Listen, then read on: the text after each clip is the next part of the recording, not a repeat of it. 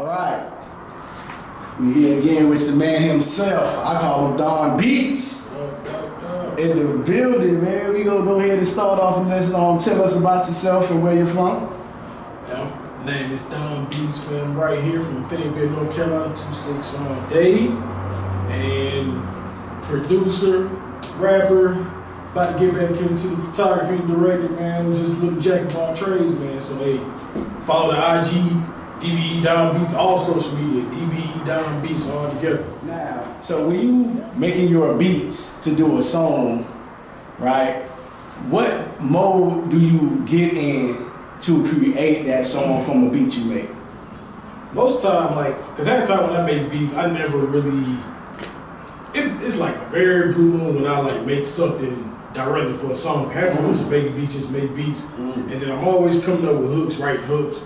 So sometimes I get in the studio, man. I just play mix match, whatever hook, vibing with the beat, man. I let it go, and then I just go from there. Everything's feel right, just go ahead and make the song. But most times I get my inspiration at work, so it's most time I get the inspiration from work, I already got a set, told how I'm gonna do it. I said, okay, I already know what type of beat I'm gonna make, I already know what I'm gonna say, I already know I'm gonna lay it down, just go home when I find the time, make it, bam.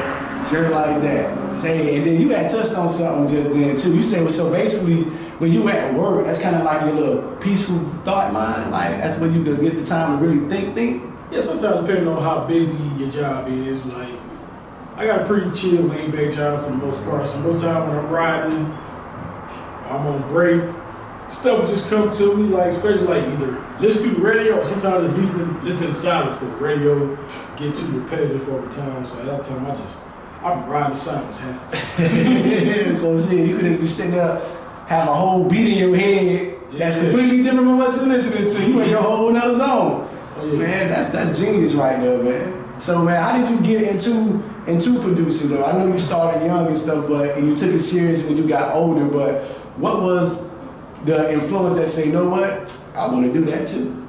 Alright, you know how most guys in high school, they always got those cliques. You got that one person that can rap, and then since they're around each other, everybody start vibing for each other, start rapping too, and then as life goes on, you get one or two out those group that actually take it for real. We had a producer during that time, shout out to my boy Busy. His computer broke down. So all the stuff that we had made was gone. And I was the only one out of everyone besides him that knew how to work computer, work the program just a little bit. My homeboy Tim Harris, he downloaded FL Studio onto his computer at his grandma's house. Yeah. So then I just started picking up, we just practicing. Every time I started messing with something, they start vibing with it, they start messing with it. So it's the more I started making something, the more they started messing with it. And we just started piecing from there. I was teaching myself how to do it, and they was inspiration behind me because they was vibing with it, they was thinking of hooks and songs. We was going from there. Bam, that's the beat. Bam, and just kept going from there. That's what I'm talking about. Magic right there, man. It is. You don't mind me asking though, I gotta ask this. You and them guys, y'all still do music together? Over the time, life happens, man. People, majority of us, we went, got married, moved on, man, kids and everything. Life happens, and right now it's only me and one person from my high school clique, my boy Jigsaw Blue. I know about him. Does music, and he just jumped back into music too, earlier this year. Okay. He took a 5-year break. Yeah. I think he had took his break in 2016. Oh yeah. See, I say no, but Pat Radio will we be looking. Oh man, y'all definitely looking. You knew the exact year. Exactly, yeah. I know about him though. I know about a lot of people. I'm telling you, man. There's a lot of talent out here, man.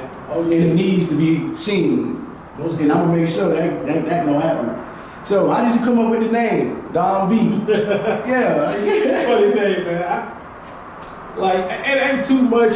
I'm pretty straightforward. So it's hey, everybody got these crazy ass names. Hey, I'm Don. I make beats. Some shit, Don Beats. I just kept it like that. I got it from a producer that was with Brick Squad and them around that time. His name was Tay Beats. He was producing with Lex Luger, Southside, and them around the time. Ooh, he was like, so he like Tay Beats, and I had a different name right at the time. So I was like, shoot, he producing, and his production style was kind of like similar to mine right at the time. So I was like, I just gravitated towards it. I was like, you know what? I'll name myself Don Beats then. Mm-hmm. And it just stuck after a while, so I'm just going from there. A lot of people, they ask how I got the name, but you're the first one to get that answer on how I really got the name. I appreciate that. So I got a question too. Like, you rap as well, right? So when you rap, where do you find your topics from? Life. Just comment every day what I'm going through or what I see, and pretty much like Facebook, the internet gives me, it always gives me inspiration on what's going on, and then just, like I said, just living life. Like, that's what I always tell people, like, whatever you're going through in life, man, like, if you're an artist and you're going through something in life, rap about it, because I had a cousin, she was rapping, she gonna get back into it soon, but like, she was always having trouble coming up with stuff. She was like, I just can't think of a hook, or I can't think of a verse, or I can't think of what to rap about. I'm like, look at where you at. Look around you, look what's going on. Do you know how many people be coming up with, somebody can write an album of your life. For real, too. Like, a book. Yeah, an album. I said, you better use that shit, embrace that shit. Like, I know, because a lot of people, they try to put together a certain image, but in real life it's something like, if you try to put together like the sassy, classy, whatever, yeah. But you looking at your life and you going through some rough gutter shit, like, a lot of people don't want to rap about it. I'm like, hey, put it out there. That's your story. Who can tell your story better than you? Because I do feel like the pain music it sells the most, and it gets the fans more too. Yeah, because especially if it's true. Especially like, yes, if you got a good rep, good name in the city, and people know your struggle, know your pain, and can relate to it or been through the same thing you went through. Just, I reached a certain age where I wanted to stop rap. I was falling out of love with it because I felt like I was rapping about bullshit. Like, got you. I mean, I like to be flashy, like rap like this and that, but it's like, my life ain't always flashy, man. I had to go through shit. And I was like, I just got tired of rapping about bullshit. When I started rapping about my life, man, shit started gravitating more. Like, I ain't got the hardest life. I ain't out here guns up, trapping, this and that, but it's like, shit, going through real life shit. Because like, people can relate. Hell yeah, because what people need to know, that, you know, shooters, trappers, pimps, hoes, whatever, go through personal shit too. Yeah. Even they life ain't just that neither, you feel me? And I came up at a time where, like, yeah, people glorify the drug dealing, whatever, but a lot of the guys who was really drug dealing, that was their first option. It was. Like, it was like, hey, I gotta get this money, so bam. And a lot of them didn't want to glorify. Yeah, they was getting money, but they kept it low key. They didn't let the world know they was getting money. Some people let the world know they was getting money, whatever. Yeah. Some people played it low key. Yeah. Now, you are.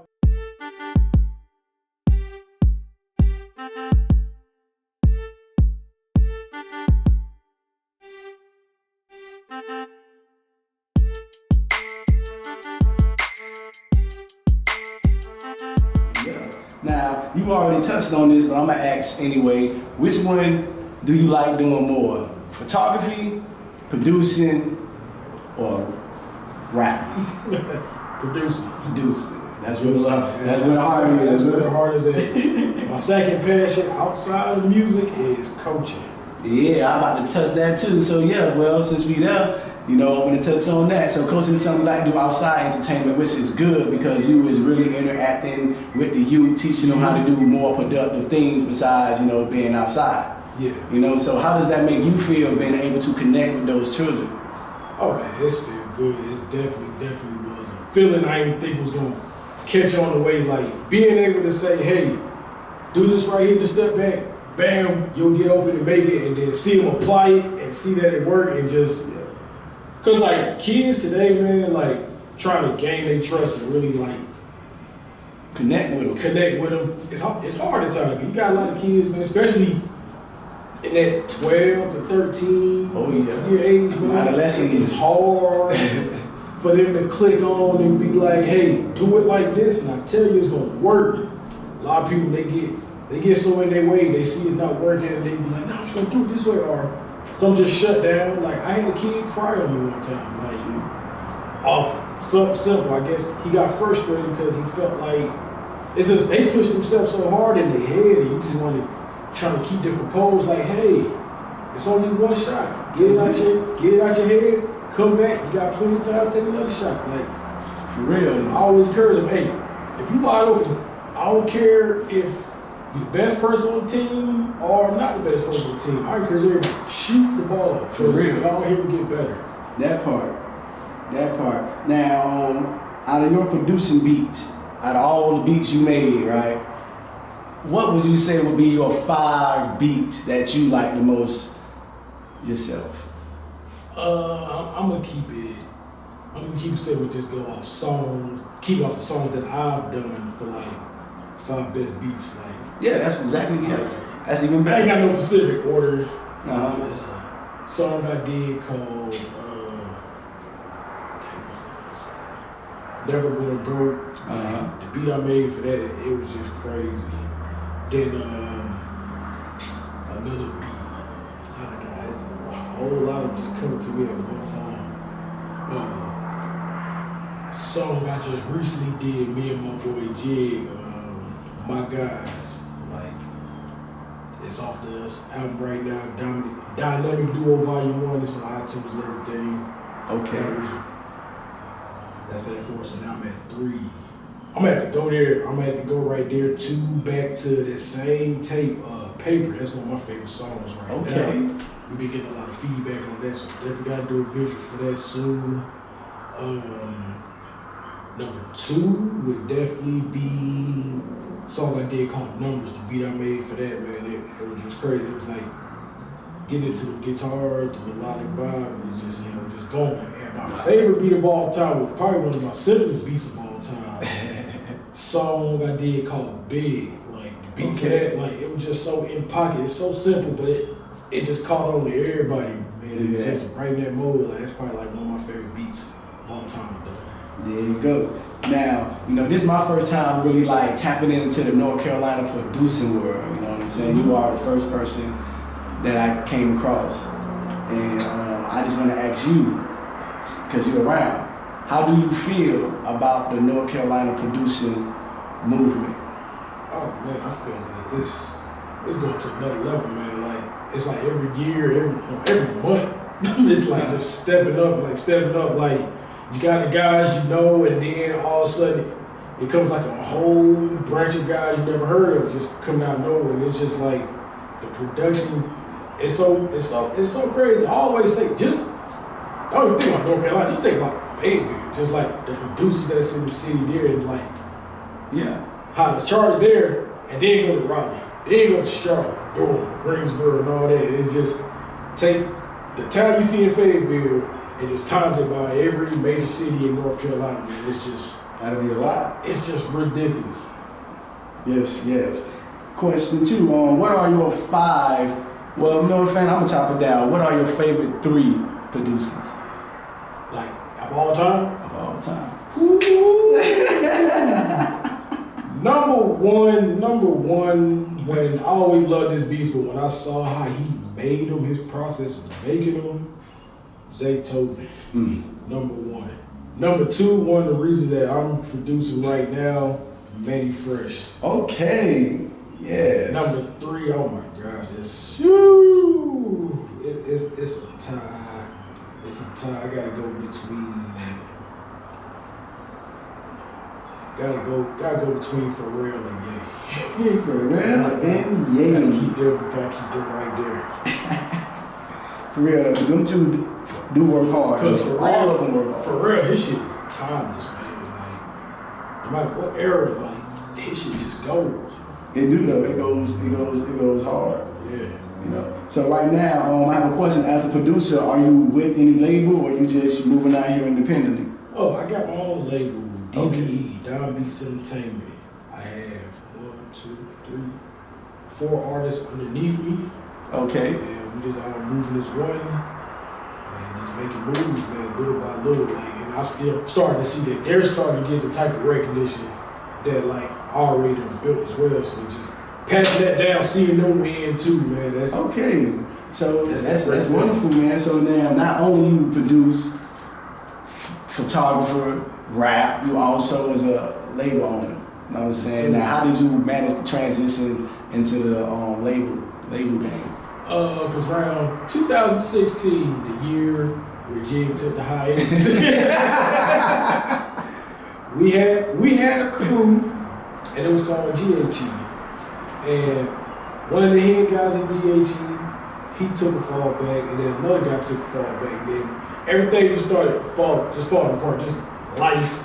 Sometimes people can't balance the music career, and sometimes life hits you. Life throws some shit at you, and it's like it's gonna test you to see if you really want to do this shit or not. So like, life hit people like usual, and I took a fall back too. But that was around time, about like a year or so later, I got a little laptop. So you know what, I'm just gonna start from scratch. Like all I had was a laptop and one monitor. Okay. Just one. I didn't even have an interface. Just one monitor. Yeah. So I was just telling myself, I was like, you know what? I think I was like 28 during that time. Getting ready to be 28 going on 29 during that time. Or probably 29 already.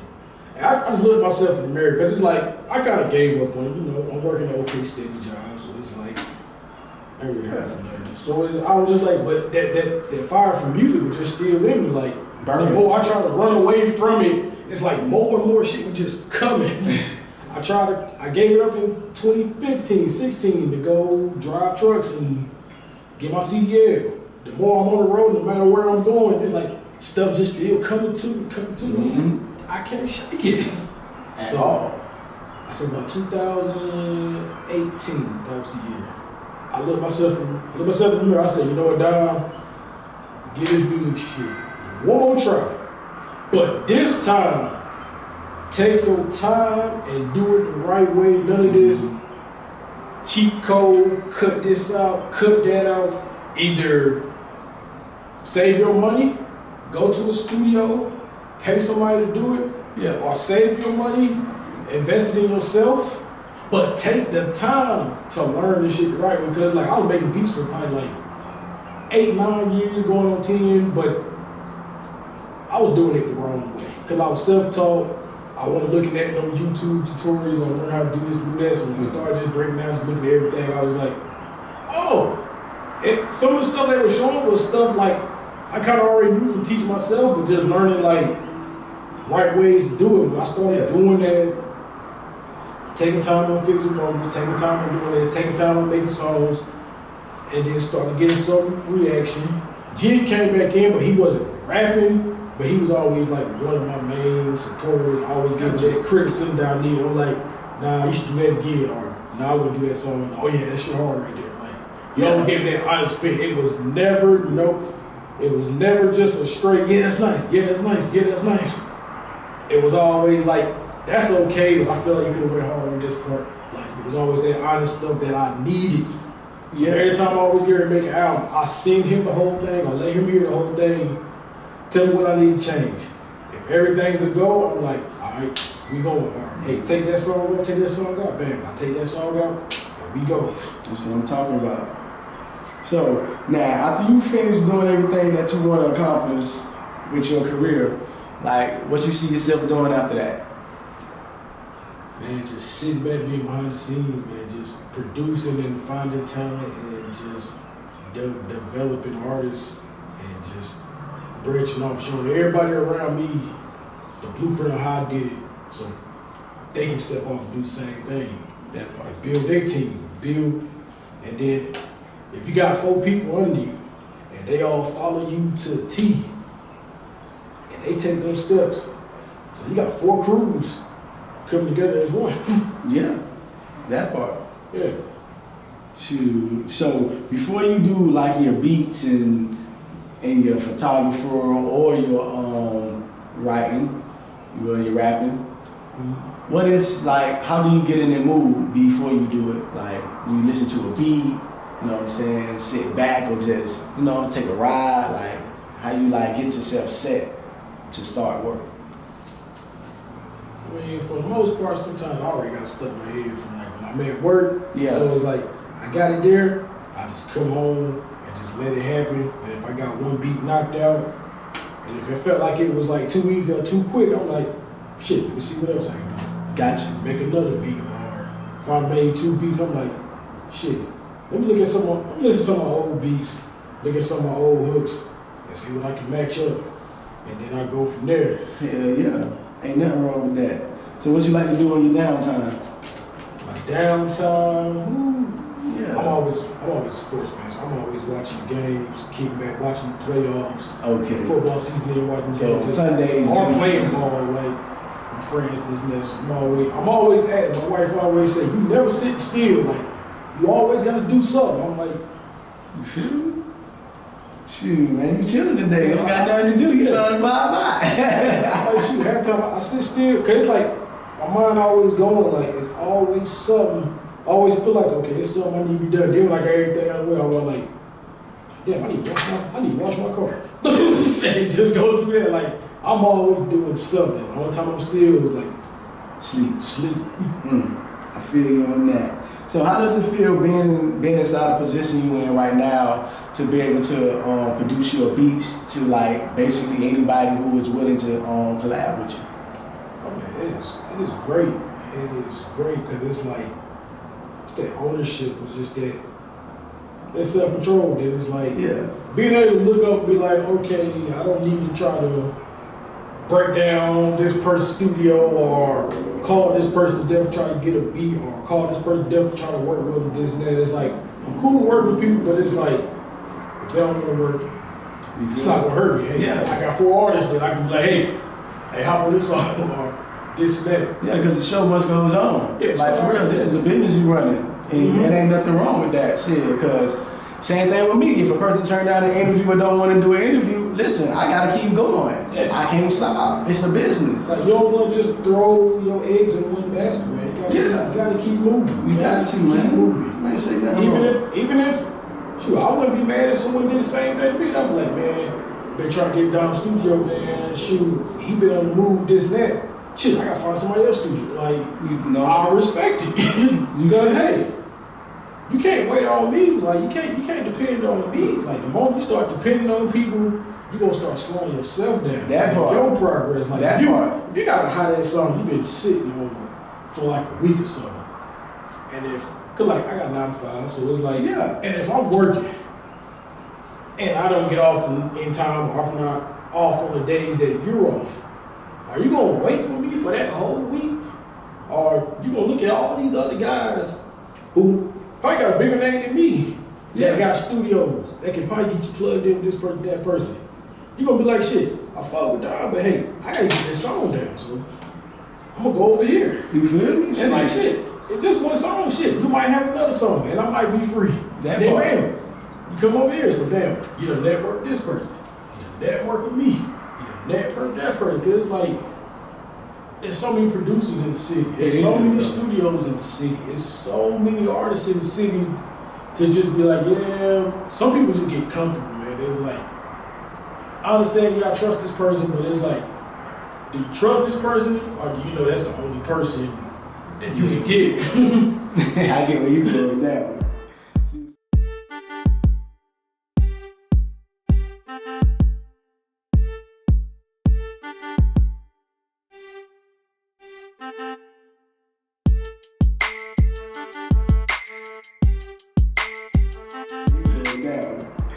So what are key things that you look for in a person before you say, all right, man, I can work with you or I can bring you on board? It gotta be chemistry, man. Like, that chemistry gotta be neutral, man. It can't be nothing forced. Like, you just see, hey, this man make beats, he's in my price range, I gotta work with him. Like, I mean, price range, but it's like, if my sound ain't what you're looking for, then you downgrading yourself. Because it's like, you might make a good song, but deep down you would be like, it's alright, man, but I'm just not feeling the beat with her. I'm just not feeling the way he did this, did that. So it's like, it gotta be chemistry, 1. Always off the bat, 1. 2, just creativity, man. Just like being able just to go in, have that creative process. I ain't saying you gotta be all out of this world, out the box, this and that, lyrical, this and that, but it's like, even if you just straight club song or straight this and that, just like having that creativity, having that vibe going with the chemistry going, and then 3, just consistency. You gotta show me that you are consistent, and I said consistency. I'm gonna put consistency and hungry there too. Like you gotta show that you consistent and hungry, because like, you can't just make one song, this hard, and then I don't hear from you for like a month or so, and then you try to come back to it. It's like, how can I work with you consistently if you make one song and then you think, bam, that's it? Like I can see if you made that one song and you're taking that whole time putting into the promotion of that one song. Yeah. Then that's cool, but like you just make one song, you disappear, I'm here for you, you come back, make another song. Like that's not showing me that you consistent or really want it. So it's like can't work with you. I feel you on that. Can't put you on board. So you guys out there that's want to become rappers or label owners or whatever, you hear this, man. Consistency and hunger. Oh yeah, it's harder if you want to be a label owner. If you want to be a boss, because if you want to be a label owner, you gotta go further than they're gonna go, because it's like nobody's gonna get behind you if you're half-assed. True. You half-assed, because it's like if you got an artist that want to be in the studio till 1 in the morning, you're gonna have to be in the studio till 2 in the morning, because you're gonna have to oversee everything they doing when they leave out, or y'all oversee it together. Y'all both leave out 2 in the morning. So it's like you always gotta, I ain't gonna say necessarily outwork your artist, but make your artist wanna keep up with your pace. Got you. Up here, you gotta make them wanna be up there too. Yeah, make them work just as hard as you. Shit. Or see if they want to, because if they're not putting their work trying to be up there with you, you know, hey, if something big come around, you got to take the guys who's gonna be willing to roll with you. That part, shoot, most definitely. Those are real good things that you said, though. And I know that you said Zaytoven is your favorite producer. Now, what is, I just need one. I know it might be hard because you got a lot. Oh my God. I just need one. Jesus. What one song you think is the best song to you? I know it's a lot. I know, but what is that one Beethoven song that you like? I'm gonna have to say, man, it's so hard. It's so hard. It's so many. I don't know if it's even a popular song, but it was one of the hardest beats he did. Damn, I can't even think of the name of it. Just know it was a Gucci Mane song. Just know I was waiting on that right there, tell you the truth. It was one of the early Gucci Mane songs, man. Ooh, man, I can't think of the name of it. He did damn near all his shits. It was something off the mixtape, man. I know it's probably so simple, but it was like, the song was like, go, go, go, go, go, go, go. I go hard, I go hard, I go. Matter of fact, I think it was called Go Hard, but like, the way they did that beat, man, that shit, the way them sounds going, it sounded like it was just underwater or out of space. Like, that shit was just so damn hard. For real. I like that. I know that you had mentioned that you was married. Yes, sir. I ain't trying to get you in no trouble, though. I just want to ask you. I'm married, too. How do you like married life? Oh, it's good, man. I mean, it's like anything, man. It's going to have its up and down, but for the most part, it's going to be the ups. It's always going to be the ups if you always got a significant other that's going to understand your passion and your vision and what you're doing, and you understand hers as well. For real. It's all about understanding. The only thing got to be, of course, love plays a good part, but the simple things like understanding, loyalty, trust, like that definitely brings that part. Because there's people that love each other, but they don't trust each other. But it's like if you got all this, if you got all that put together, then hey, you got a recipe for a good, happy marriage. Yeah. And them dinner plates be good. Oh yeah. So, by you being the label owner and having your artists, right? How do you manage to keep everything solid between you and your artists? Oh yeah, I mean, we always in group messages. We always talking. They always bringing up ideas. I'm always open to the ideas they want to do. They open to every idea that I want to do, and it's just having that open line of communication. Because like, if you work with somebody, you feel like you can't talk to them, then that's a problem.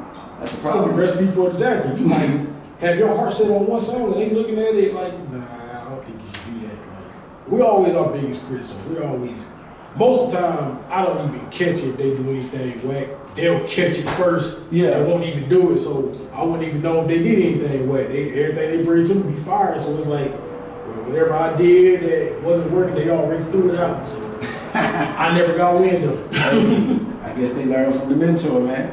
Yeah, man. I mean, we just got that. They already know what you ain't gonna like. You know what I'm saying? When we around somebody, I feel, for so long, especially working with them too, and having chemistry, you really know what they about to do anyway before they even think it. Like, you know, you have a friend you know for so long. You already know, come on, when the situation happens, you already know how you gonna play it. And then that's how it is with the music. Y'all work so close to each other and y'all link up, clicked up, and on the same accord. And they say, I know he ain't gonna like that, so let me just.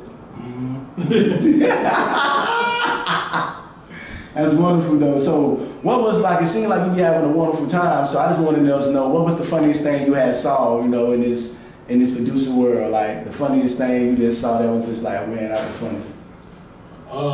Man, I was in fact, it was something recent.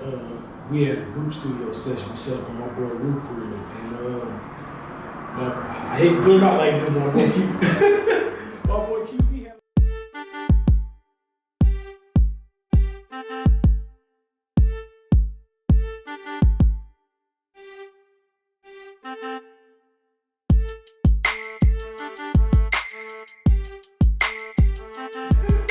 My boy QC had a song he was working on, and I think about like a week. He was working on about a week, so started everything up. He laid down the song, and then my other artist, K Lit, he was right there. So he wanted him on it. He was like, hey, it's over, you want to get on? So he was like, all right. Now, K Lit had nothing written. He had nothing written.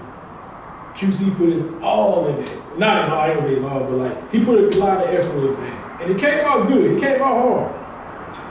K-Lee came, grabbed the mic. One time, freestyle, no mistake. Rapped it, shut it down, everybody looking like, damn, he just did it like that. You spent a whole week writing some shit. he just came, blew it out. He wanted to do his verse over. Oh man, I was like, I know that had been kicking it good, but it was all love though, man. The song turned out great. That was funny though. Yeah, I was like, man, that could be kind of demoralizing, man. You put your heart, soul, effort into something, and somebody just come who never heard the beat, never heard the song, one time just come in and I mean, he was damn near blew your verse out. I mean, put his spirit in that motherfucker. Yeah. Because when you come in like that, I mean, when he heard it, he was feeling that bitch. Yes. He was feeling that bitch. Oh, this man. Yeah, man. So then how important it is as a producer to stay relevant? Oh, it's very, very, very, very important. I mean, you got some guys like when you're on that legendary status, like you're just on your own. Like you had the Timberlands, the Pharrell, the Swiss Beats, the Ye's, and all that. Manny Fresh, Scott Storch, Dr. Dre. When you at that stature, like you ain't gotta worry about staying relevant, man. Your shit gonna be good as gold when you put it out. Bam, Dre did that. Bam, gonna go too. I mean, even if it's relevant to what's going on now, but it's like every major producer got that signature sound. I think like when you get in that moment, you got that signature sound, they can go with anything you're good with. True. For us guys that's either coming up or the young producers in the game, you gotta stay pretty relevant because the game switches and changes so many things. And I think it just comes on the artist too, because like you have guys like Youngboy, Rod Wave, who they in a certain lane, and it's like the lane they in, and they're so popular, producers start producing the way on like the songs they do, and then you get guys like Lil Baby, Lil Durk. When they catch on, they wave catch on, they start producing the wave for they sound. Like you know, you had the era with I mean, we kind of still in it, we kind of on the back end of it. You had the era with the Baby and like Stunning for Vegas, like. They style of music, producers started producing that way because they knew that was what guys, especially young guys coming in hungry, this, that, was looking for it. So I think it's always based on like the wave of the artist. Yeah. So I want to touch on something different real quick. I'm gonna talk about the Kevin Samuel situation. You know, how did you feel about the women on Twitter celebrating that this man had died? I seen a little bit on Twitter. I seen mainly on like Facebook. Okay. I felt like, what's that comedian name? Corey Holcomb. He said it best. The ones who were celebrating he died, that he was dead, were the very exact ones he was talking to. The very exact ones that hit that nerve. For real. Because, he made a lot of women, and men too. A lot of people forget, he went hard on men too. Yes, he did. Yes, he went hard. He went hard on everybody. Yes, he did. Nobody was safe with Kevin Samuel. I would have called Kevin Samuel. He probably would have ripped me alive. You feel me? And I'm sitting here married. I'm like, Kevin Samuel. What the fuck? But my thing is he made women look in the mirror. He said one thing that stood out to me. He was like, if you feel like you deserve an above average man, then what's the true definition of above average? Because if every average woman is getting an above average man, ain't that gonna make every man average? I get it. Because if you an average woman and you're getting an above average man, because my thing is I don't disrespect women to a T, but it's certain women afraid of looking at I'm not gonna be making damn 100,000 or so or more a year and date a woman that's making barely 20,000 a year. You feel me? The only way I do that is if she was with me in the beginning. Yeah. That's it. Now, she was with me from the jump. You feel me? She gonna come up with me. That part. But it's these women, my thing is a lot of women deal with a lot of bullshit ass men. Go through all that and then feel like they deserve above average or a good man. Yeah. My thing is a lot of women that went through all this bullshit, they already met that good man. But you know what happened? You friends on him. That's exactly what happened. A lot of women who know they ain't got their shit together are afraid of good men. Yeah. Because if they get a good man that got all this, treat them like a queen. Don't be out here in the streets. Don't be out here in the club. Yeah. Don't disrespect. Love their kids, even though it's not their kids. Do all that, go above and beyond. They afraid, you know why? Because it's going to make them look at themselves in the mirror and be like, am I good enough for this man? Yeah. A lot of women don't want to face that truth, because a lot of women, they feel like, hey, women, all they got to do, even if you could clean this, that, a lot of men are simple. We is very simple. We ain't caveman simple, we understand. We understand a lot of women a lot of women out here working, a lot of women don't want to be no stay-at-home mom. That's cool. As long as you handle your shit, you cook, clean, this, that, if you at work all day and I'm home and I see the house need clean, I'm gonna get up clean. Yeah. So we expect the same vice versa. We at work all day and you at home, we gonna expect you to clean. Ain't gonna be no caveman shit, walk in, just dinner on the table.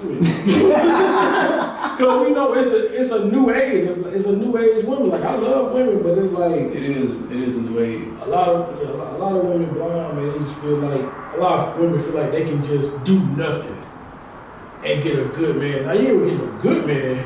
Not doing nothing. You gonna get you gonna get what you attract. If you are a certain woman and you're in this certain environment and you're not trying to progress yourself, you gonna get men that's gonna match that drive, baby. Do you see your label being an outlet to North Carolina on becoming a major label to produce more people?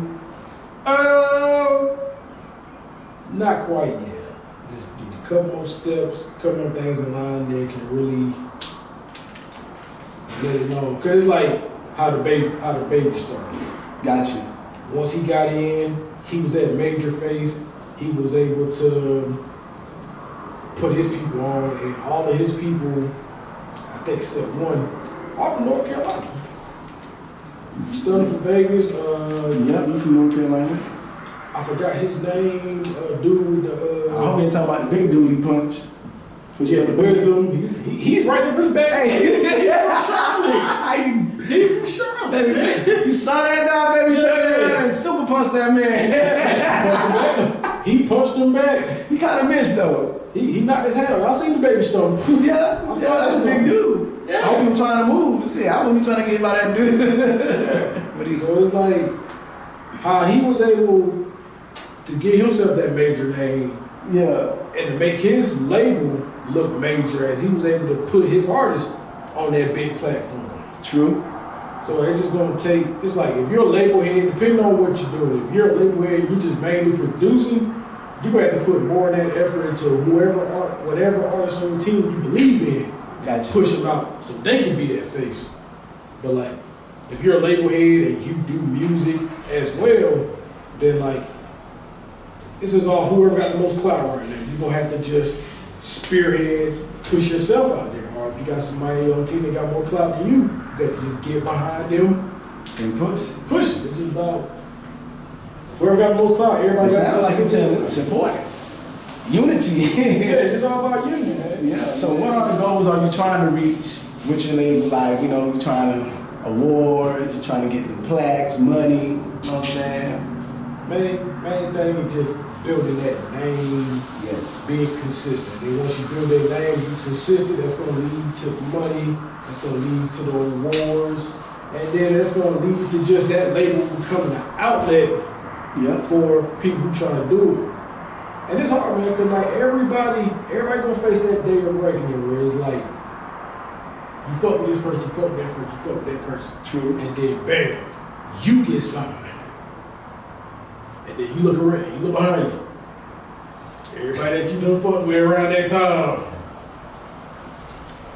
Hey, I know we gonna do a track. I know we gonna do something together. Yeah. You still gonna look out for me, right? Like you said, right? Yeah, like it depends on that's gonna depend on like who's really for real about this stuff. Cause like once you get to a certain level, like Moray, like when he got something.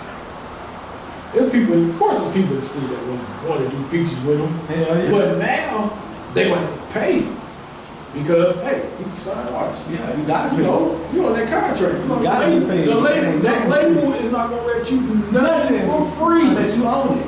Yeah, unless you own it. So like, something happened with me, yes, I own DBE, but I don't own Atlantic. I don't own Epic. I don't own Sony, Columbia, Def Jam, all these labels. I don't own them. So anything I gotta charge, portion that gotta go to DBE, me. Portion that's gonna go to them. That part. Shoot, everybody gonna want to get paid. Yeah, so it's like it's gonna test to see who's really for real. For real. If I gotta charge a couple bands for a feature, I'm like, hey man, I want to do it for so, I can't do it for so. Hey, I'm on label right now.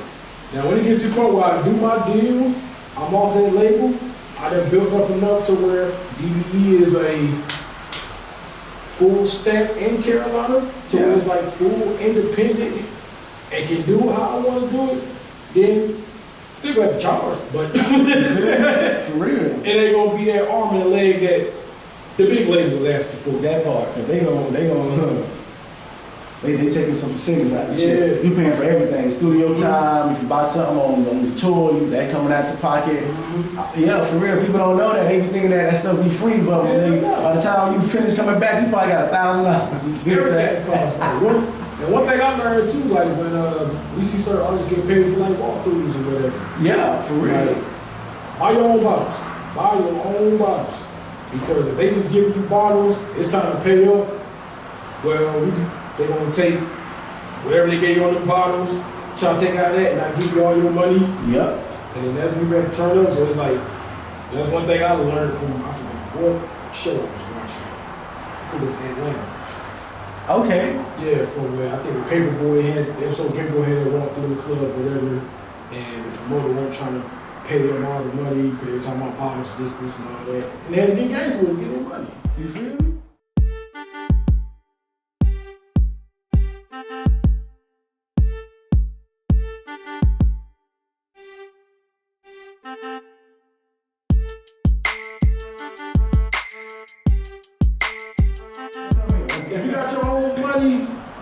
buy your own bottles or don't drink at all. There you go. See, they send you a bottle, hey, send it back. No, send that back. That part. So are there any projects coming out? Well, actually, this Friday I'm dropping my project. Nothing Was Easy 2. It's gonna be on all streaming platforms. I like that. I heard the preview. It's gonna be my last album for a minute. I mean, I'm still gonna be doing music, but it's gonna be trying to just steamroll and just put my time and focus into all the stuff I got out now and just promoting that. That's for something. I heard the preview, man. It's hard, man. As you on that beat? Oh yeah, I was on that beat. I produced everything on this next album except 2 beats. Okay. And one is from a producer in the city named Ron D. Uh-huh. And then another one for my cousin out in Concord named Quentin Williams. Okay. So then everything produced by me. That's what I'm talking about. So now I want to touch on your photography because I done touched on practically everything else besides that. Now that's new. I didn't know that you was a photographer. So how did you get started with photography? Really it was just a hobby I always wanted to do, like, because I wanted to get into doing videos. Like me and the team, we invested into a camera. Mm-hmm. So it was like, hey, we start like doing our videos here and there. So with my son playing sports during the time, I was taking the camera to the games, get some clips there, and people like, oh, that's nice. So then did my wife's best friend wedding. Nice. Cookout came out next day, my mom's cookout. So most of the time I just freelance, like wherever event I would go to, bam, just take the picture there, take the picture there. Me and Jig, it was like last year was an event, spring late. What really pushed the photography for both of us was a showcase out spring late. I think, what's that man? Boom Bear from Authentic Empire, he was down here. There was a big showcase there.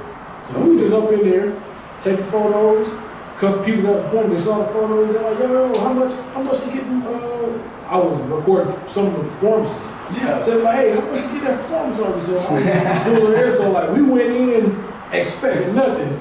Yeah. Made money off the footage that we had. So it was like, that would really just people up from there, just taking photos. And I always like to take photos, like, in the moment, like somebody on stage don't even see me, like catch them if they stuck like that. It's a good shot. They're like, oh my God, that's hard. Like, I do it time to time, but like, I'm not that. Hey, let me get a picture of you. Gotcha.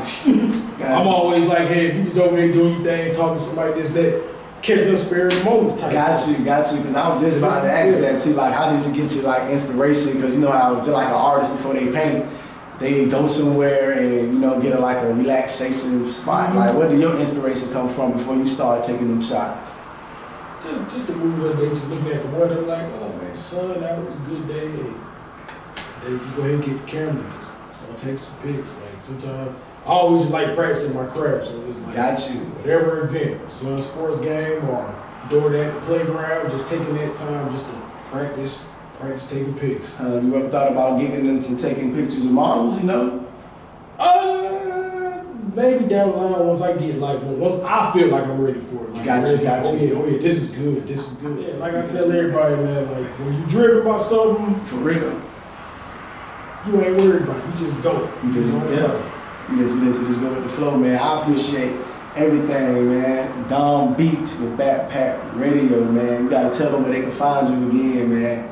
Oh yeah, all social media platforms: IG, Twitter, Snapchat, YouTube. Not YouTube different, but major social media platforms. DBE Dom Beats all together, lowercase, uppercase, how you want to do it. DBE Dom Beats. The YouTube channel Dom Beats 910. That part right here on Backpack Radio, man, and we is out.